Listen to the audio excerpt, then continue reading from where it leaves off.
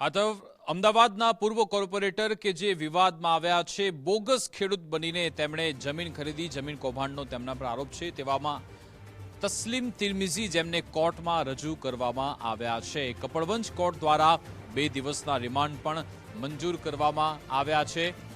10 એપ્રિલે સાંજે 4 વાગ્યા સુધીના તેમના રિમાન્ડ મંજૂર કરવામાં આવ્યા છે। એલસીબીએ તસ્લીમ તિરમિઝીના 5 દિવસના રિમાન્ડની માંગ કરી હતી। જો કે અહીંયા પેચ એ છે કે તસ્લીમ તિરમિઝી કે જે ફોર્મ ભરવાના હતા કોંગ્રેસ તરફથી, કોંગ્રેસ ધારાસભ્ય ઇમરાન ખેડાવાલાએ પણ કહ્યું કે ફોર્મ ભરે પહેલા જ એમની ધરપકડ થઈ, તે અહીંયા શંકાશીલ છે। ગ્યાસુદ્દીન શેખ અને બંને ત્યાં પહોંચ્યા હતા। એમણે કહ્યું અમે કાયદાકીય લડત માટે તૈયાર છે, પણ હવે હકીકત એ છે કે એમણે 10 તારીખ સુધી તો કસ્ટડીમાં રહેવું જ પડશે, રિમાન્ડમાં રહેવું પડશે। ત્યારબાદ આગળ શું થાય છે એના પર નજર રહેશે।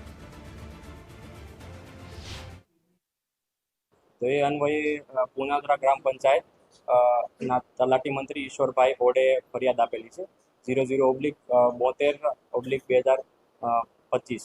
એમાં આતરસુમા પોલીસ સ્ટેશનમાં ફરિયાદ દાખલ થઈ કે તસ્નીમ આલમ ઉર્ફે તસ્નીમ આલમ સન ઓફ બાવા સાહેબે, જે કોંગ્રેસના પૂર્વ મ્યુનિસિપલ કાઉન્સિલર છે બહેરામપુરા વોર્ડમાંથી, એમને ખોટું પેઢીનામું બનાવી અને એના આધારે ખોટી રીતે ખેડૂત બની અને જમીનની ખરીદી કરેલી છે।